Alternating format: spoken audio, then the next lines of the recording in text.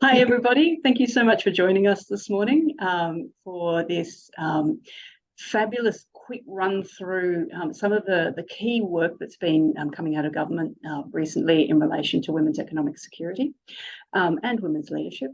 For those of you who don't know me, my name is Helen Dahlia-Fisher and I'm the convener of the Equality Rights Alliance. And today's event has been put together by Toni Hassan, our project coordinator, as a way of being able to sort of speed up some of the conversation that we need to have around what the government's agenda actually looks like now that we've got some clarity on that, and what it is that we can take from the Women's Economic Women's Economic Equality Taskforce's recommendations, particularly given that we're in this interesting environment where we're waiting to see what the government's strategy on gender equality is going to look like when they release it, probably sometime around March next year.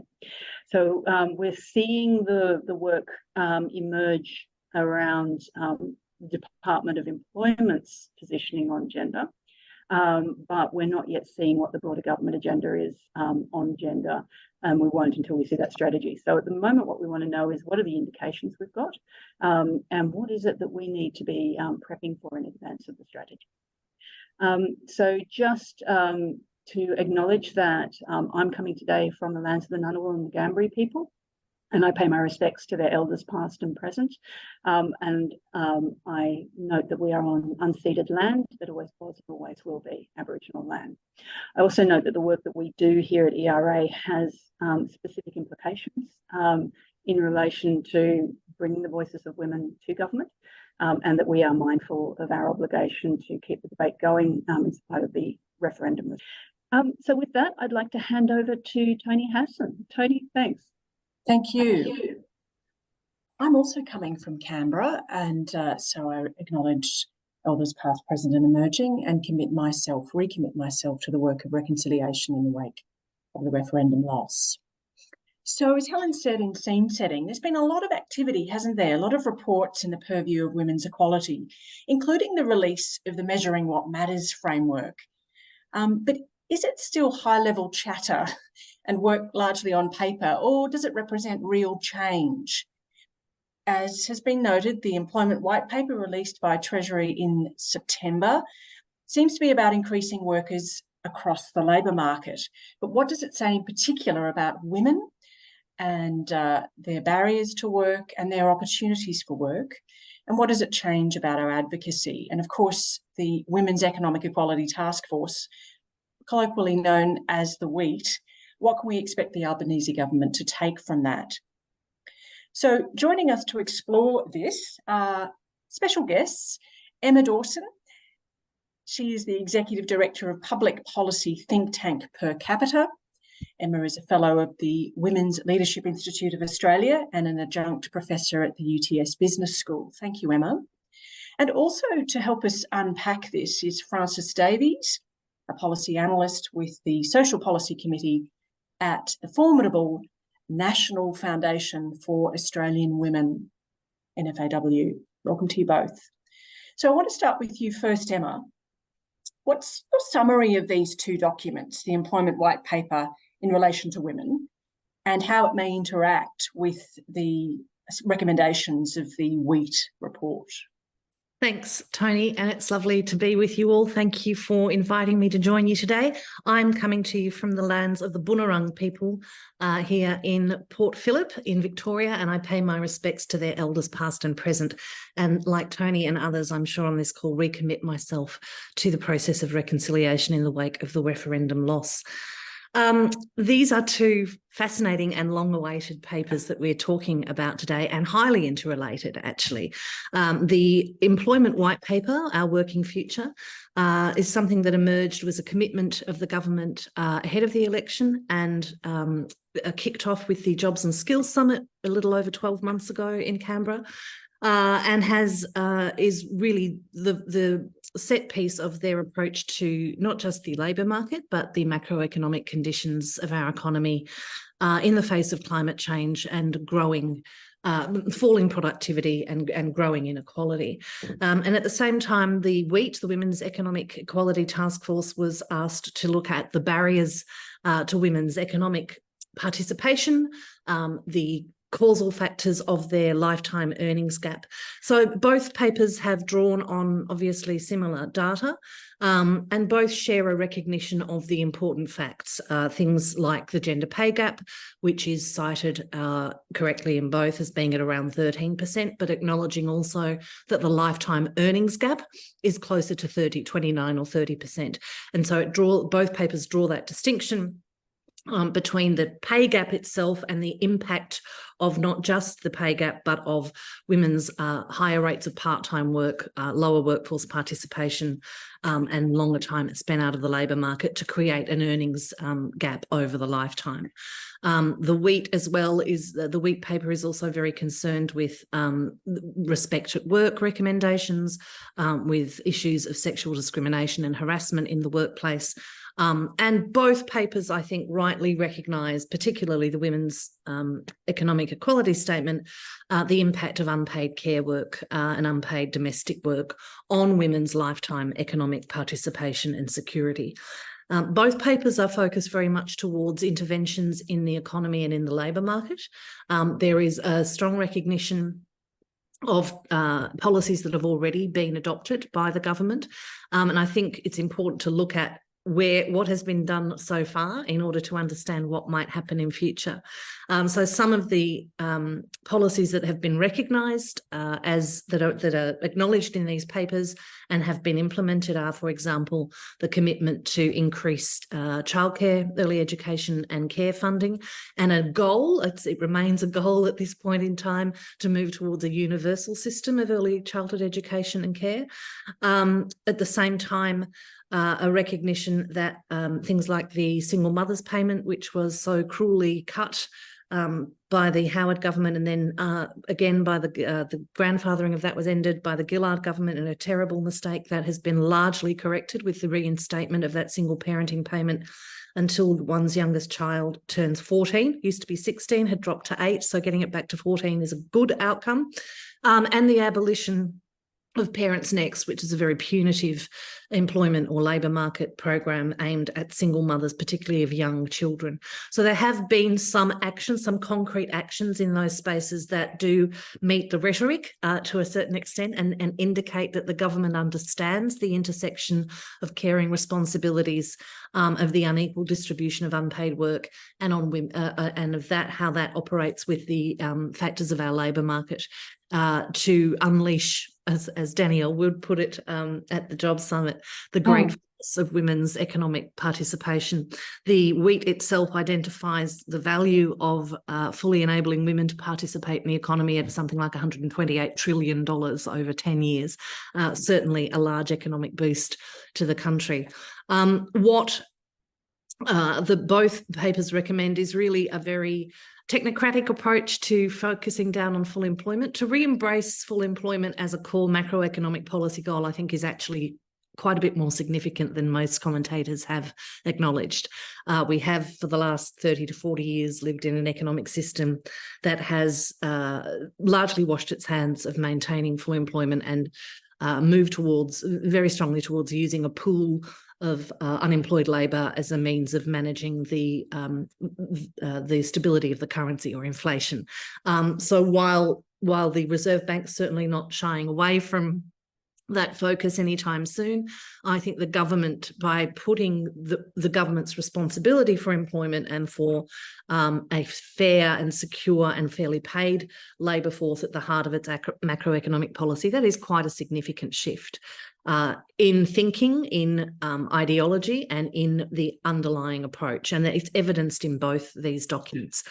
What we need to see, though, is a real commitment to some meaningful actions quite quickly, and this is where we are running into some challenges. So one of the core recommendations of the WEET was to pay, for example, superannuation on paid parental leave, and the government has said, yes, we'd very much like to do that.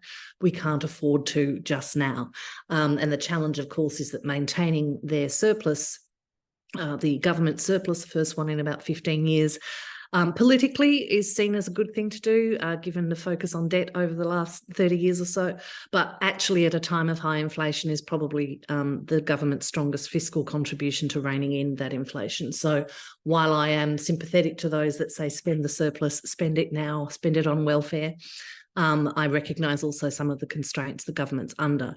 That doesn't you there, Emma. I mean, it's worth asking, given you've raised that now, will it be offered as an election sweetener? It could well be, and I think that's what's on us in the sector is to maintain that pressure. Superannuation on paid parental leave isn't a huge expense, and it's very unlikely to be inflationary in and of itself. And I do think it's as much a symbolic move as anything else, but it also points the private sector in the right direction. So if the government pays super on your paid parental leave, then private sector super should do the same. Some big companies already do at the executive level, but it's really those women that are not executives and are working in often minimum or award wage jobs that are the ones that are missing out from adequate retirement incomes. And you mentioned, as of course, the budget bottom line. So yes. Wouldn't stage 3 tax cuts be the reason to revisit it in order to perhaps fund things like that? There are very many reasons, gendered and others, for revisiting the stage 3 tax cuts. They were a terrible idea when they were introduced. They're an even more terrible idea now. It's important to note, though, that it doesn't actually give us any extra money. What it does is reduce. Once those tax cuts come in, they reduce our existing funding or government revenue. So certainly over the forward projections now, those are being factored in to return that money to the budget and distribute it more appropriately, I think is something the government, it's becoming impossible for them to defend not doing that. We know that not only does the benefit of those tax cuts overwhelmingly go to the top 10% of income earners, but that those are overwhelmingly men. And by pursuing or keeping those tax cuts in place, it's actually significantly at odds with a lot of what else the government's trying to do, both in terms of managing inflation, maintaining budget discipline, but also if you look at what the industrial relations agenda is very much about providing job security, same pay for the same job, closing loopholes around casuals. All of those measures are aimed at the low and middle income workforce and predominantly made up a lot of women in those award wage jobs. And that's completely at odds with the tax cut, the income tax cut that they inherited from the last government, but are too shy to remove. I would argue you don't have to say you're cancelling it. You have to rejig it significantly so that it's targeted where it needs to go, and that if we are going to reduce the income tax burden on working people, then that should be aimed very much at the low and middle end, and particularly those effective marginal tax rates that a lot of women face when they're trying to get back into the workforce after having children. I think you're on mute. And too. Before I go to Frances, as you say, the white paper is sort of used by government to say, this is what we're already doing, and this is where we'd like to go. So what would you say is not where they're prepared to go? What is underwhelming about, in fact, both pieces? Because the WEET report, with its very dense 7 recommendations, focuses very much on employment, women in employment, and industrial relations. So it doesn't really unpack, as far as I'm concerned, the unpaid care piece. And it doesn't mention men, which is, a little bit interesting, because don't we need to persuade them? Don't we need to incentivise them? How do we change the care ratio? Actually, neither really talk to how the care ratio changes, but actually the piece beyond it. So, I mean, there's a lot to say from ERA's perspective about what's missing. I do think both talk to increasing the proper pay of precarious workers or workers in feminised sectors, as they're called, and childcare workers, who could argue with that. But so much of women's lives are about supporting the well-being of others, and both don't really talk to that important story. So, what do you think now needs to happen? I mean, the government's flagged what will happen, and it includes boosting TAFE, supercharging TAFE, in fact, and WAVE and others who've been active in this space applaud that. But yeah, I mean, on paternity leave, for example, the Taskforce wants as many weeks as 52 for paid parental leave and replacement wage, something that Tony Abbott flagged. Now, that's probably pie in the sky given the budget situation, but what now? So I think, you know, the government on paid parental leave is moving to 26 weeks, and I think they would like to do 52 weeks. But like you say, some of these things are way off in the future, and replacement wage is a challenge. The big thing, I mean, you've hit on it, Toni, that the recommendations are made very much within our existing legislative framework and with existing portfolio responsibilities.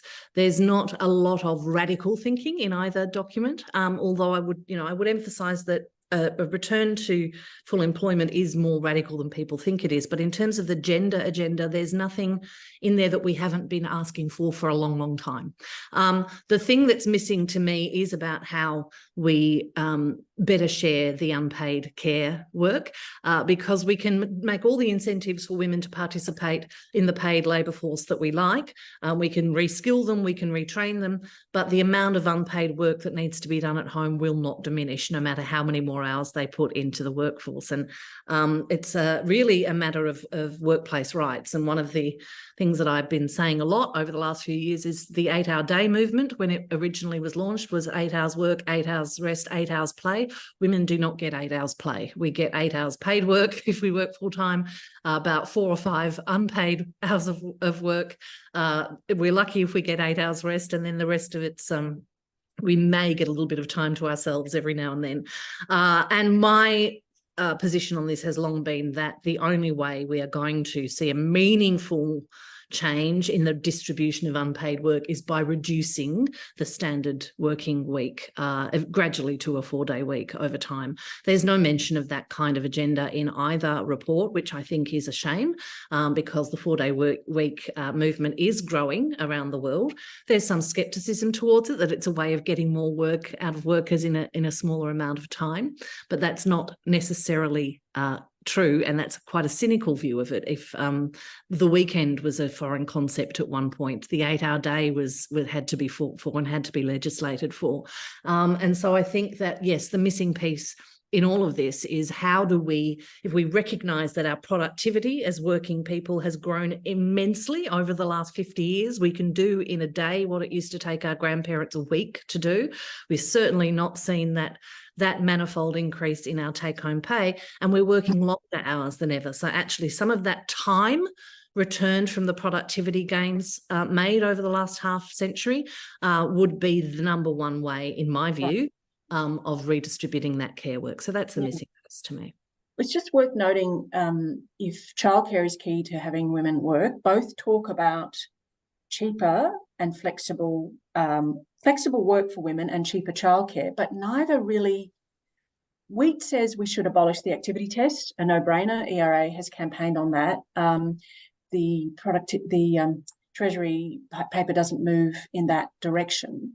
So there's still even a lack of sort of consensus about what we mean by accessible childcare, which I think is a curious part of this at the time when the ACCC is actually looking at childcare, and there are other reports emerging as to how it can be improved. We kind of haven't landed on what we mean by accessible childcare. There's no mention of refugee women and the value of migrant refugee women, especially refugee women with non-permanent status, accessing it as well. So I might bring you in here, Frances. Frances Davies with NFAW. Were there any kind of light bulb moments or news flashes for you in regards to these reports? And what are the takeaways for you?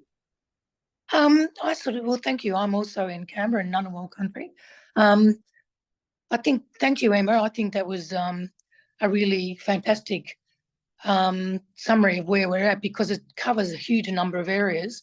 And I did concentrate on women in the workforce, women who are seeking work, and women not in the workforce and in the care economy. And I think that you've sort of identified that it didn't get down to that sort of granular level of what exactly will we do for different groups of women, particularly refugee women, Indigenous women. And I think that part of it is the WEET paper was more general in general, and that it partly because we're looking at existing programs, and it doesn't mean that they're excluded though, because we do have the opportunity, and that's partly why we're talking today, to think about how we will address the sort of more granular things that we do want in the future, and that does include how we address the treatment of women on different refugee visas, how we would treat women who are returning to the workforce.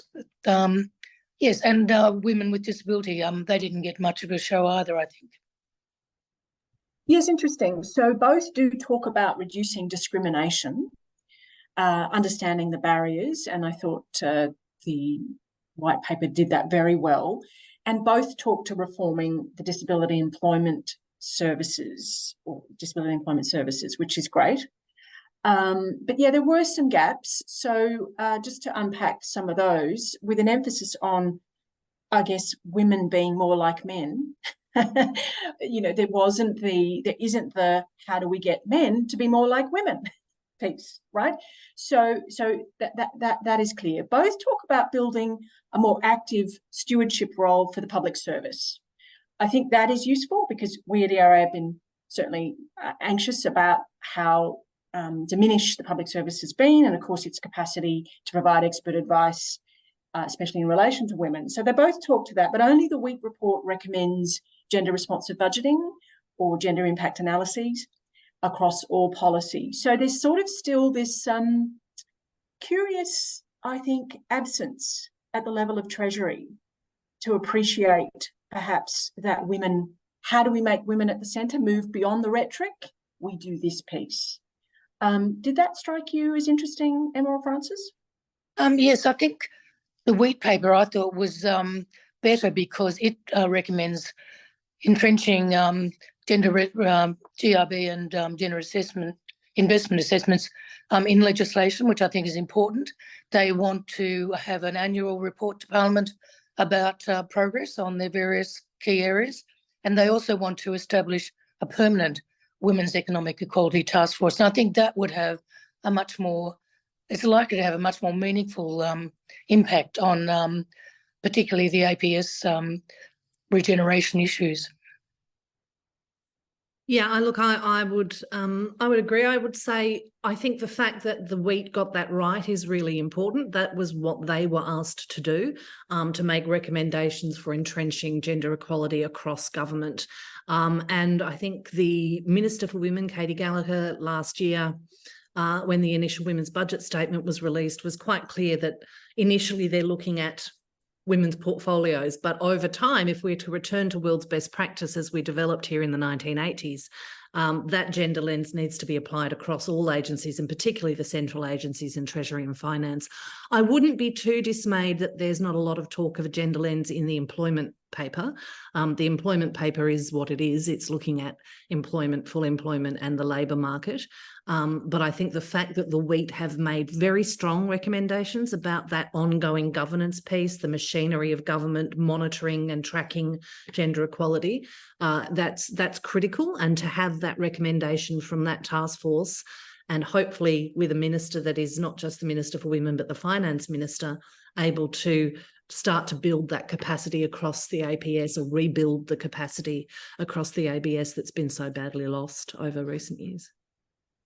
Yeah, well, it's interesting you should say that, because I would have thought employment, I mean, both promote women working in male-dominated sectors, but isn't it as important that we are encouraging men to work in feminised sectors?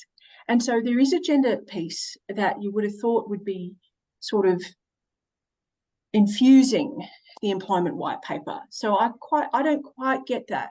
Maybe, and at this point, Eva might have something to say. Eva Cox, you're on mute, so please.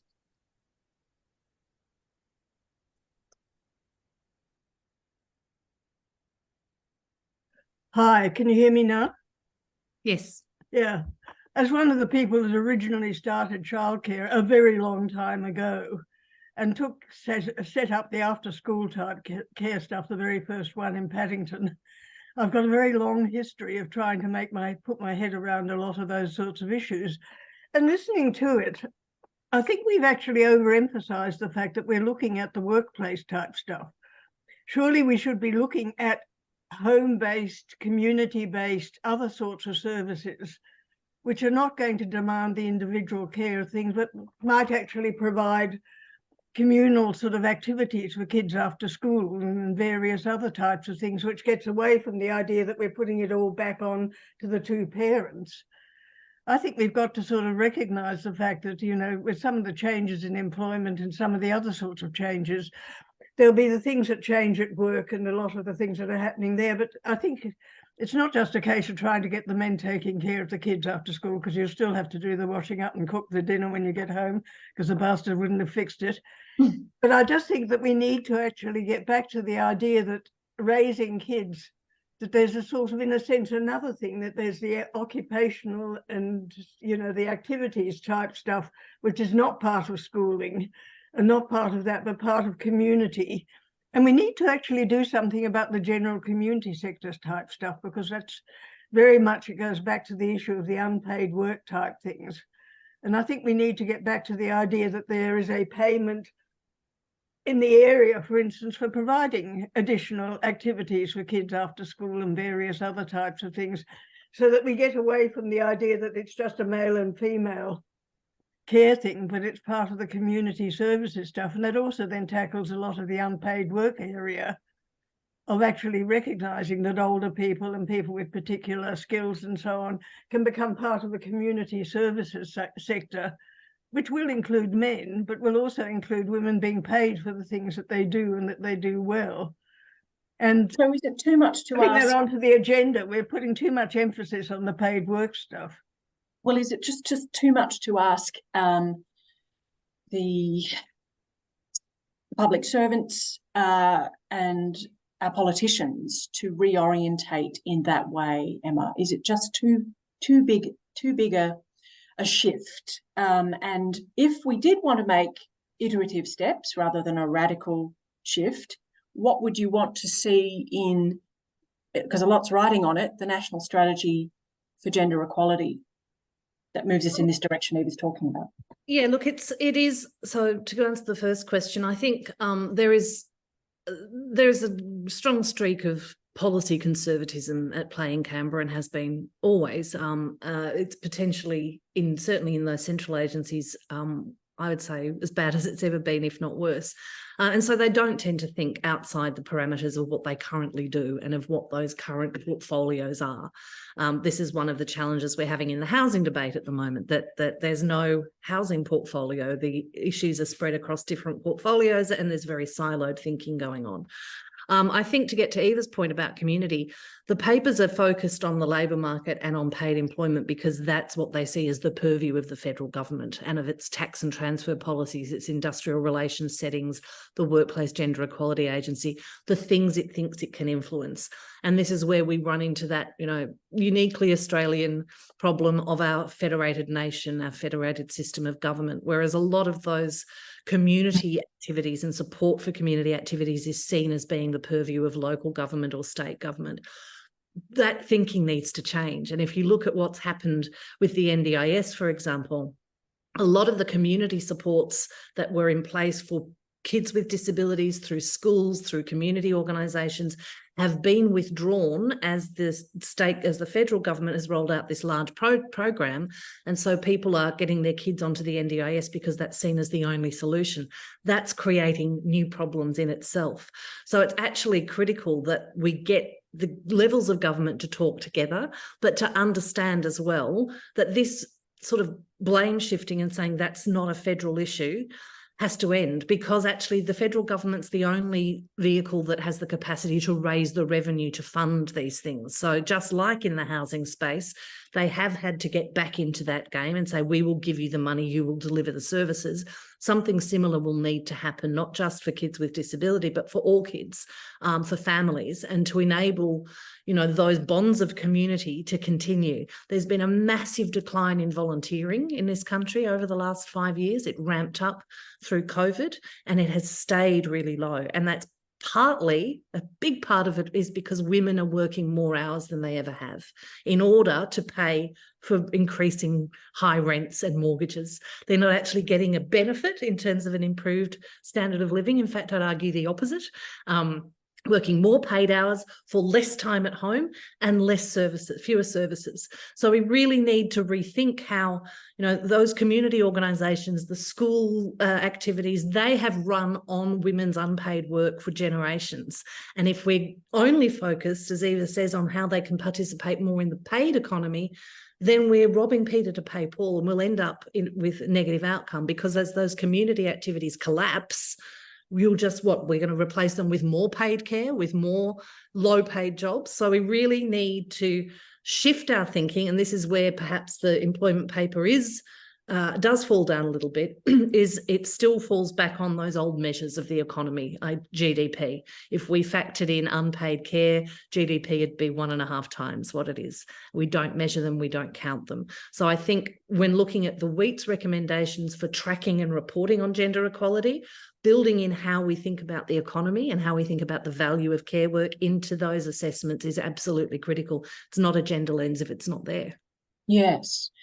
Thank you. That's a wonderful contribution. And I wonder the role then of the measuring what matters piece, because that actually is the radical bit. Yes. It does put women at the centre in terms of highlighting the value of unpaid care and care generally.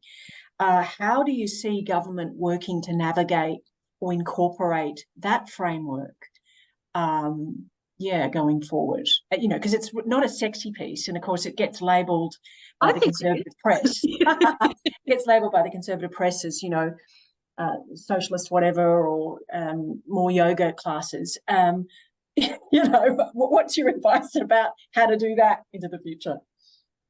Is that for me again? Well, anyone actually online who might take a view, but who's actually even read that framework, because it seems to have been buried under a whole lot of policy documents and new announcements in the last 12 months. Yeah, I think it is the critical piece, Toni. It is the piece that's going to, if we're going to make a shift about measuring things differently, that's where it occurs. It's been driven by the Treasurer, which is the encouraging thing. It's not been driven by the Minister for Social Security. It's been driven from the Treasurer's office. And it does say what matters to people in their lives, rather than just gross aggregate domestic product. The whole point of an economy is to improve people's lives. So that is the piece where I think the serious new thinking will occur. But what's encouraging to me is that the two key ministers, the Treasurer and the Finance Minister, with the support of people like Andrew Leigh, who's the Assistant Minister for Treasury, has done a lot of work in this space. They see these documents as very interlinked.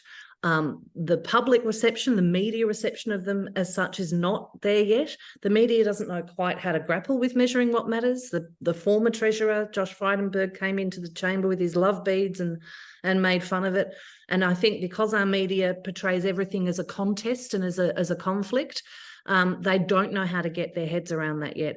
One of the things that people like us should be doing is talking about the wellbeing framework, the wellbeing budget framework. It, again, like many radical feminist agendas, has roots in Australia. We should be proud of it and we should be pushing it. So that's, I think, where the opportunity comes to say, well, okay, you're going to implement X, Y, Z from your white paper and A, B, C from the WEET. How do they fit with the wellbeing framework, and how do they fit with measuring what matters? And every time we're talking about it, those things should come up. Frances, did you want to pitch in here? Yeah, no, I think that's a really good way of looking at it. And to me, I agree with all of that. But what doesn't seem to be captured is the scale of caring for, people with the informal caring for people with disabilities, frail-aged, mentally ill, people with medical problems. And it's huge. It's like well over 2 million people most of them women, are in that informal sector. And while we're talking about improving the paid workforce and the formal sector for NDIS, for my aged care, what we don't realise, and we realise that there are really strong pressures on the care sector, but it's the scale of how you actually achieve fairness, good pay, good jobs, when the gap between the 400,000 workers already there and the 2.7 million people in the informal care sector is not really addressed. It's all right to look at the structure of the job, the pay of the job, but how do you marry those two things? You know, because it's a really massive problem. Indeed it is. And we might come to another question in a moment, but I just observed, thinking about this, that education is kind of missing.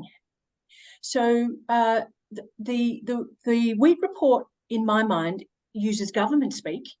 It's not easy to pick up.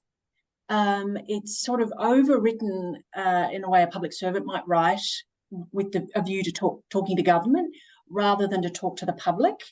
I just felt that, yeah, there was something about the language. So it doesn't unpack women's lives from girl to woman and sort of by stages, and it doesn't translate it for the public. I feel that there was sort of this communications piece. And, you know, Emma, you're pointing to the value of us talking up wellbeing and wellbeing budgets, and that's incumbent on all of us in the women's sector. But the WEET didn't do that, and I'm a little bit troubled by it myself. But the education piece is missing because, I mean, we know that we've had two major inquiries into education by way of Gonski and Gonski 2.0, and where has that landed in terms of gender equality and improving the lives of the education of girls? And then the training piece that leads to productive work and meaningful lives in paid and unpaid work.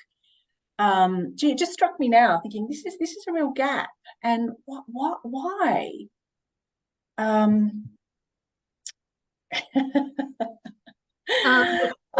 So the white paper has quite a lot on skills and training, very much though about the skills mismatch that causes structural underutilization in the economy. It's not a particularly gendered look at it. In terms of the WEET, I think, to reflect on your initial point, it is written for government. It's an advice document for government. And so it's not written as a public communications piece. It's very much a bureaucratic, it's clearly written by the Secretariat with recommendations for government. It's meant to be accessible to the public, but it's written as an internal advice piece. And so I think that changes the nature. It's not telling the story. It's assuming a fair degree of understanding amongst its audience for the problems it's seeking to solve. So unlike, for example, the gender equality paper that we put out at Per Capita in 2020, that did take that life course approach, it's not re-prosecuting those arguments or those it's not painting that picture all over again. I understand that, but you know that kind of buy-in piece that's sort of missing at the moment, because we know with Gender Compass that emerged this year, put together by Plan International and others, that we talk about gender equality, but actually it's not well understood, and a lot of men who we need as our partners and champions are not there. And of course the conservatism that's emerging and the backlash is real. And so, yeah, sure, it's advice for government, but it's kind of a missed opportunity, especially as the media struggle to know what to hook themselves into. Anyway, I just say that as a sort of presentation piece and as a comms person. But Eva has another follow-up. Is there anyone else who may have a question at this point? We might open it up. Go for it, Eva. Can I?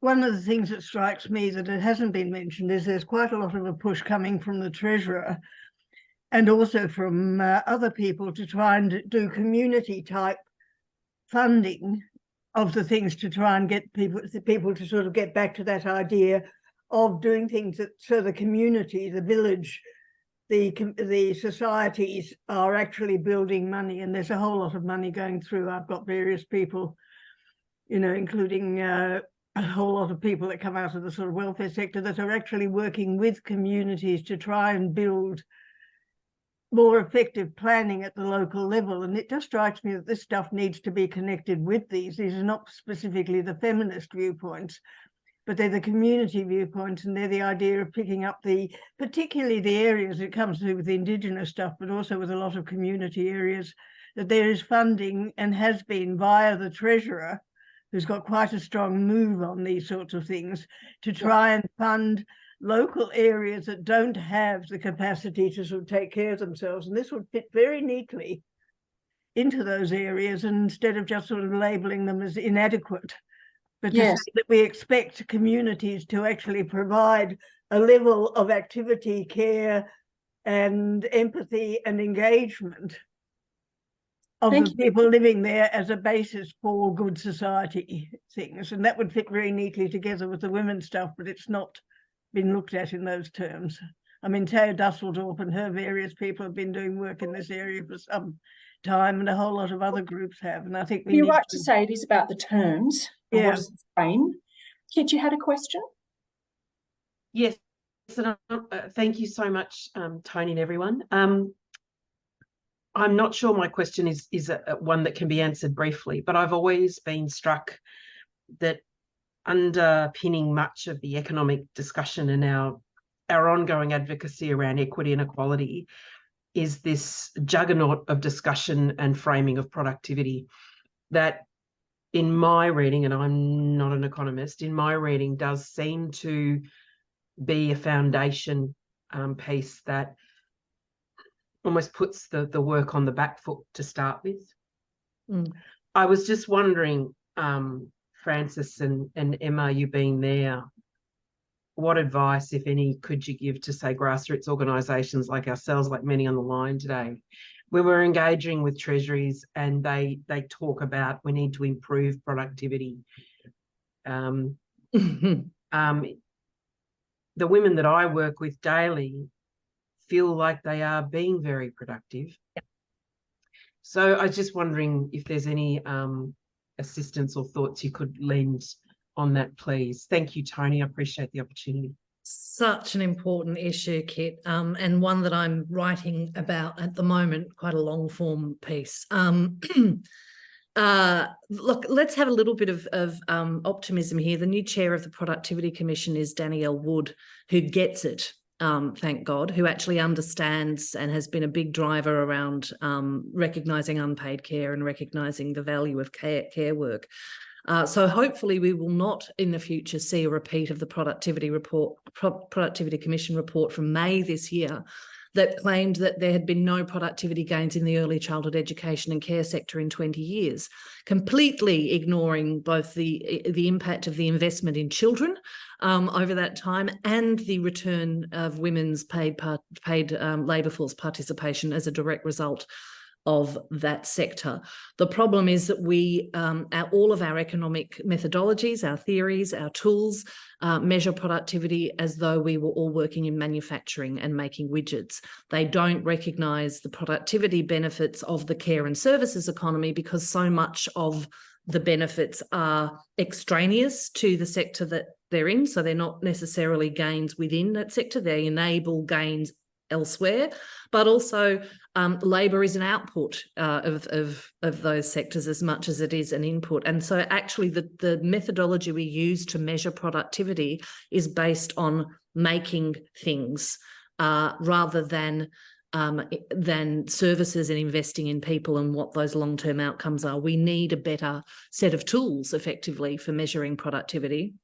And that's something I'm working on. It's not easy, talking to a lot of people, but one of the encouraging things is I have had fantastic conversations with Danielle about that, and she recognises that it is a significant problem that we don't understand how to measure productivity in the care and services sector. So I hope that will herald a change of thinking in the Productivity Commission, but it's on all of us to actually come up with what does the new measurement look like, because it's not going to be devised for us by the men that dominate the field of neoclassical economics, because they made a very deliberate decision not to include unpaid work in GDP in the 1930s.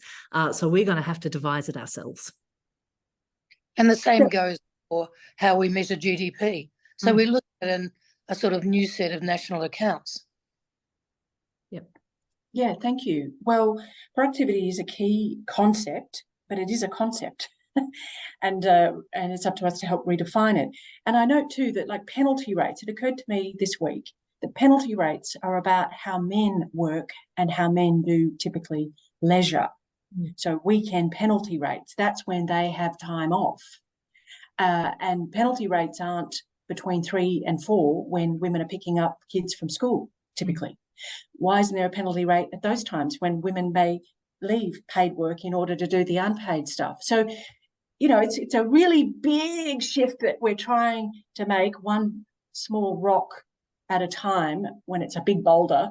But I wonder what the industrial relations system needs to look like. If this is focused on work, paid work and IR, and we can't build it from scratch, we've got what we have, but what would be those key pieces to the IR system that would genuinely mean employers are jumping to provide gender equality targets and moving on it? Like, what are the IR pieces perhaps that are worth raising that you read in either piece, noting the Treasury piece is one that the government owns, so there are things that are happening or will happen, whereas the WEET piece is something that may be adopted, may not be adopted, we don't know. But what did you read there about industrial relations and change that's needed, or what is missing? Let Frances go first this time. Well, I have to confess that I didn't really concentrate on the industrial relations part of both sections. I concentrated more on women who are seeking work, women not in the labour force, and on how to accommodate their contribution and contribution of carers, and then the structures of making these things happen. But I guess, you know, it sounds, not being at all an expert, that we've been looking at how do you achieve equal pay for how many decades? So these are really, really long-lasting and difficult questions, and there are only sort of partial answers at the moment. I think that's right. I think, you know, neither paper was asked, perhaps surprisingly in the employment white paper, but was asked to look at IR in isolation. I think, though, if you look at what the government's doing it's actually, you know, it's been accused of having a very small target approach to everything, but in industrial relations, it's actually been quite bold at the moment. The Closing Loopholes Bill is going to have a disproportionate impact on women. So it's very much looking at the definition of casual work, ensuring that people still have the opportunity to work casually and work flexibly to suit their other needs, but that if they want more permanent, more secure work, they have an avenue to get it. That's important. I mean, women are only about 39% of the full-time workforce in this country. They're 68% of the part-time workforce, and they're well over half of casuals, and something like 2/3 of those on fixed-term contracts. A lot of that's to do with the nature of the jobs women hold. So we've moved to a lot of fixed-term contracts in education and health over recent years. Casual retail work that women fit in around caring for kids. So the IR bill, while the language is still framed very much around our traditional, you know, full-time job, which has never been the dominant reality for women in Australia, I think it is recognising that a lot of the rise of gig work, the change in the nature of casual employment, the loss of the loading for casual employment that's been experienced as those traditionally permanent roles in health and education have become casualised. It's addressing a lot of those. So hopefully we'll have a good impact on women's workforce participation and their ability to manage and control and predict their working hours. But in terms of thinking about our economy differently more broadly and how that looks for men, and as I said earlier, what a full-time week looks like. Why is a full-time week still 40 hours a week when we're, you know, much more productive and we've got a lot more women in the workforce, but there's still the same amount of care needed at home?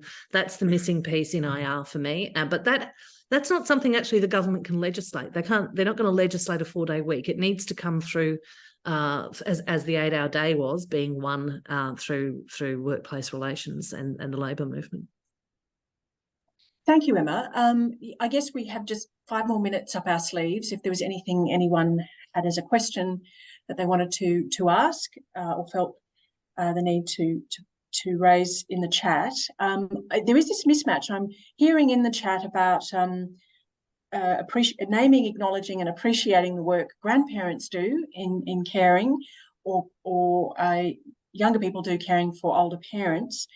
And at the same time, the white paper makes a point of recommending and the government moving quickly to allow pensioners to earn more without their benefits being affected. So there's this interesting mismatch between we'll acknowledge what you do by way of paid work and you won't be penalised in terms of your pension, but we're not moving to acknowledge the work you do, which we think actually under the framework of what what we want to measure that matters would be considered work. So there's that gaping gap.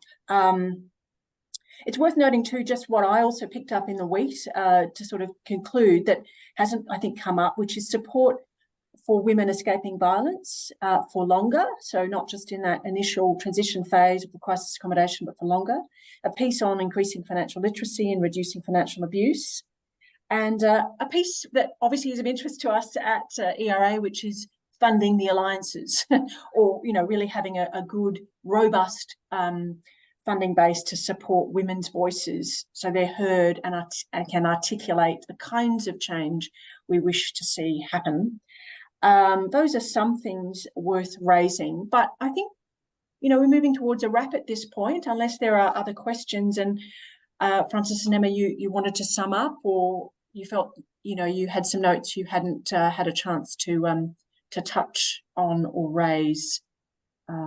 Just an excellent point that Helen Hodgson made in the chat there about IR as well, that of course they've introduced gender panels into the Fair Work Commission to look at issues of gender equity in decisions in the Fair Work Act, which is actually a significant step. So thank you, Helen, for reminding us of that. It's an important one. We had asked in our submission to the Treasury that WGEA do more, being a key player, to produce a guide maintaining appropriate contact with employees while they're on parental leave. Because in terms of, how to increase participation or retention, there was this, we kept hearing anecdotes of women not feeling like they're disconnected. They're now growing kids and returning to work is difficult. We got no response to that. Things like WGEA establishing a expert co-design working group of women of diverse experience to improve how the Workplace Gender Equality Agency works and to improve the Act going forward. Nothing. So there were some gaps, from Treasury in terms of, okay, what is the role of WGEA and how can we boost it going forward? But I think that's enough from me. Unless Francis, you had anything to say, we'll call it a day for a great lunchtime conversation. I just wanted to quickly say that I felt the WEET paper and to some extent the white paper didn't really adequately address the impact of income support payments on older women and women with disabilities, etc. But also the Workforce Australia review is a really good opportunity for us to come up with an employment agency that really can address women's different approaches and needs and aspects. And I definitely think we need to review the social security system. Yeah, I think that's a good point to finish. And of course, the Anti-Poverty Taskforce made that very strong recommendation that was backed by the WEET ahead of the budget in May for a significant lift to income support payments. There's no doubt it's needed. There's no doubt whatever measure of the poverty line you choose to use, our payments are well below them. And it's particularly, as we all know, devastating for older women in the private rental market to try to live on the age pension. So no, there's not enough discussion of how the labour market interacts with the welfare, with the payment sector.